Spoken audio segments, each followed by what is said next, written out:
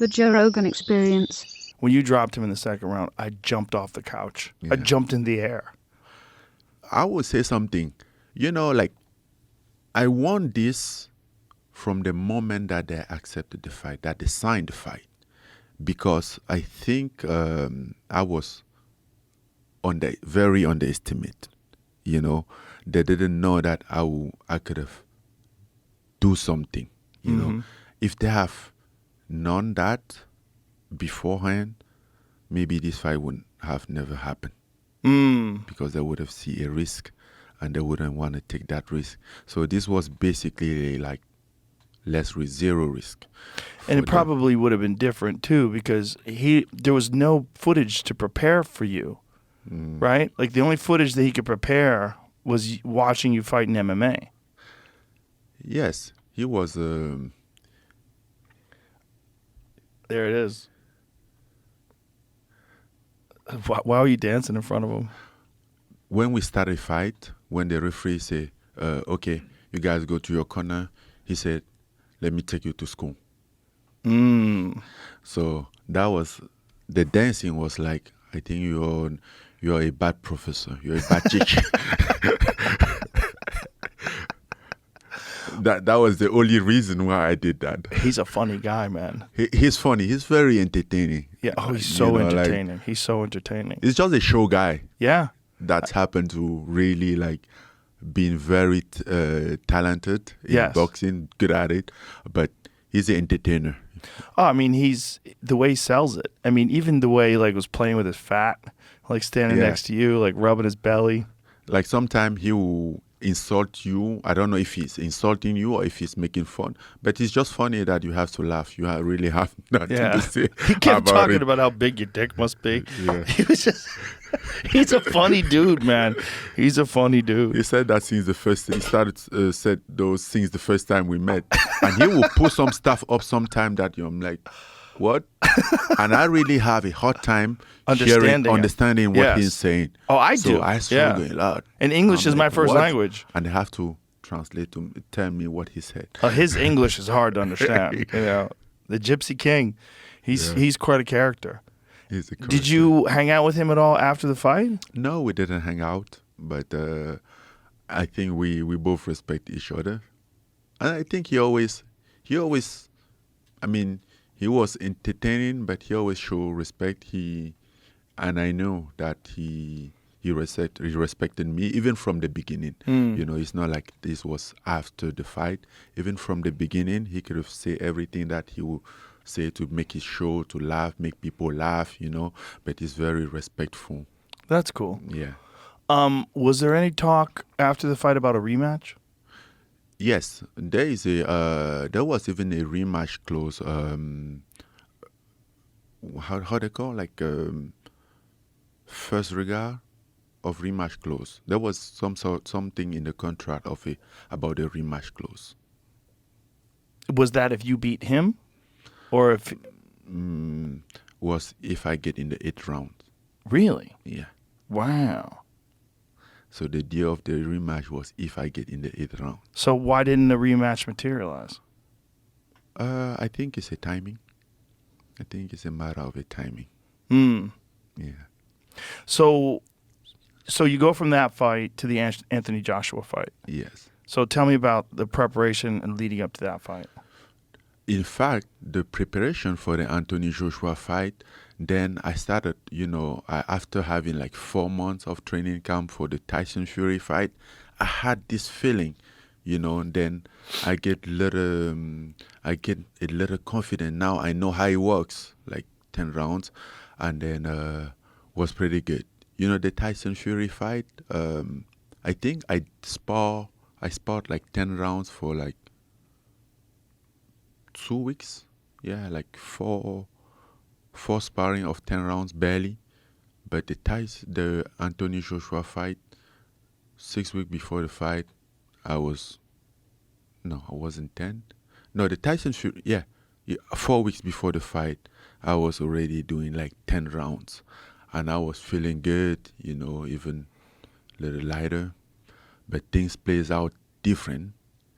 And I think, unlike the Tyson Fury fight, that Nobody expected me to do anything. Here, they were expecting me to do something. So things played out a little different.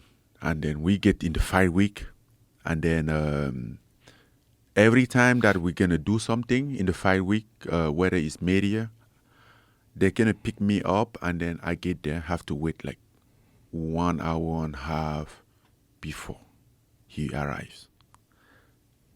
And there was like maybe the third day of the week that Dewey Cooper, he said, oh, he started to get really mad, upset about it. Like, yes, this is how they do to get fighter tired.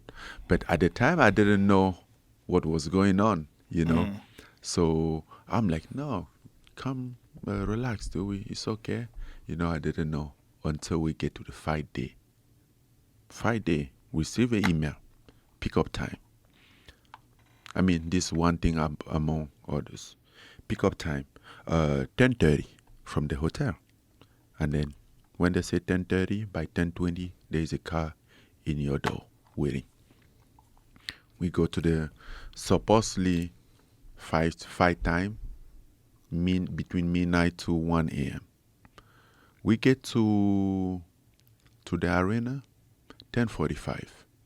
There's a producer come into the locker room, say, "Oh, guy, we are running late on the broadcast. Now we're gonna go around 1:45 each."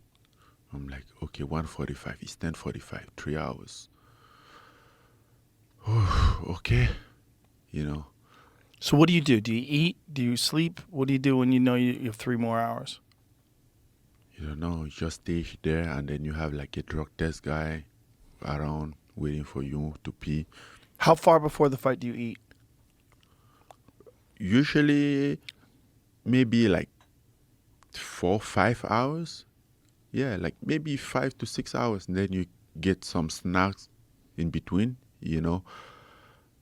And then, yeah, he was around 1:30 that Anthony Joshua arrived. I saw on screen, I'm like, so we're supposed to fight at 1:45. He's arriving at 1:30. What does that mean? It's going to, so they're playing games. Until we fight at 3:30. We leave Oh, the wow. locker room at 3:30. I have been in Saudi for almost 2 months, training to fight between midnight and 1. That was my training time. By 2, 3, I'm in So they bed, wanted to keep you sleep. anxious, drag it on, psychologically put it in your head. You don't know when you're going to fight. Pretty much. Yeah. But even at that time, I didn't know what was happening. Right. It was after everything that I'm like, what's going on? Because I get to the point that I was so tired. I was in the locker room, eating meat, then sit down, feeling asleep. Then I tell Eric Nixick, like, bro, something wrong. I'm asleep. I feel like I want to sleep. Like, I'm sweating. But we just keep doing. So that's fight. I mean, not to say Anthony Joshua couldn't win me. You know, I think if there's somebody that you can lose against him, he's the guy. You know, and he's one of the best of doing it. You know, and this is definitely not on him because he wasn't the guy that was sending all those emails, was organizing. So I'm not blaming about anything. But the organization, bro, nah, they did quite some stuff that wasn't fair. Which on the Tyson fight was perfect. Everything was perfect because I wasn't a threat. Nobody cares about me. Everything was organized. We get there in the locker room, I think it was 2 hours before the fight properly. Yeah. So then I'm like... Well, Anthony Joshua is a veteran. You know, he's been in the boxing game for a long time, and he knows all the different tricks. They also obviously very much prepared for your style. They saw you fight Tyson Fury, so they had tape on you. as Tyson Fury did not have boxing tape. He didn't have any footage to study. But Anthony Joshua did, and it was very clear that he knew you had certain tendencies, and there were certain things that you did with the Tyson Fury fight that he exploited in his fight. Maybe. And then I think he's capable to figure out everybody. I think he's capable to win everybody. But in this case, I feel like in some ways, they stand on my way a little bit. They stood in your way. Yeah. So they played some games. Yeah. Well, they wanted to get the most advantage possible, that's smart. If you're their coach, their manager, that's what I would do too. But it wasn't their coach that was organizing the fight. So you think it's the organization itself, that they set everything up in his favor? The organization. I mean, yes, his team was part of organization because it was Queensberry and Mushroom. Those emails was coming from there. So those are the people that told you to get there 3 hours earlier than you needed to be. Yeah. Yeah. Those are the people that were sending the schedule, the 5-week schedule. And every day we send everything like pick-up time, the program and the schedule. Have you had a chance to go back and watch the Anthony Joshua fight? Yeah. I didn't. Yes, I watched it. What was your question? What do you remember about the fight? What was different watching it? Oh, even like feeling it. It wasn't. Even before I went to watch it, I get in the ring. Wasn't feeling myself, and the first round, when he knocked me down, like I fell, and I was like, did I slip? Like, what exactly knocked me down, make me fall? Like this punch, because I felt the punch, but it wasn't the punch that would knock me down. So that's when I really get confused at that time. I'm like, damn, what? But this is the thing. From that moment, I get knocked down with a punch that wasn't that hard. Because you don't think it was that hard? No. He hit my hand before hit my face. And I felt it. I felt the punch, but I wasn't on the floor. The first one. Mm-hmm.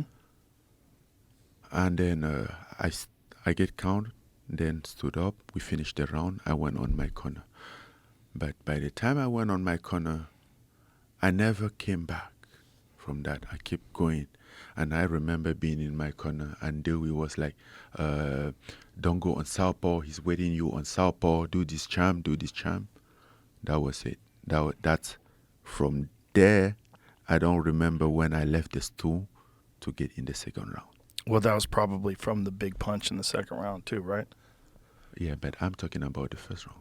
Right, but the memory afterwards is always going to be cloudy after a knockout, especially a bad knockout like that. Yeah, but I remember exactly what's happened until we get to the store. I remember being there, like start having blurry vision, like the guy was in front of me. My team was in front of me speaking to me, and then the voice was getting distance. So you think there was something wrong? I don't know if it was the fatigue. I don't know what was it, but something wasn't right. So something wasn't right forget about the punches he landed. Yeah. Something else was wrong. Is that what you're saying? Yeah. Something was wrong. Do you think it's something you ate? Do you think it was something I don't know that someone gave you? I have no proof. I don't know if maybe... Did you get tested after the fight? Maybe it's the fact that I get there at that time. So just the fatigue and the anxiety and all the hours if it's the fatigue. Hours. Right. Yeah, but something wrong. I wanted to get... first of all, like when all those things happen, you are in the moment, you don't think, like you don't get out of the fight and think about like go get tested. Mm-hmm. Right. You process things and then see how he was wrong.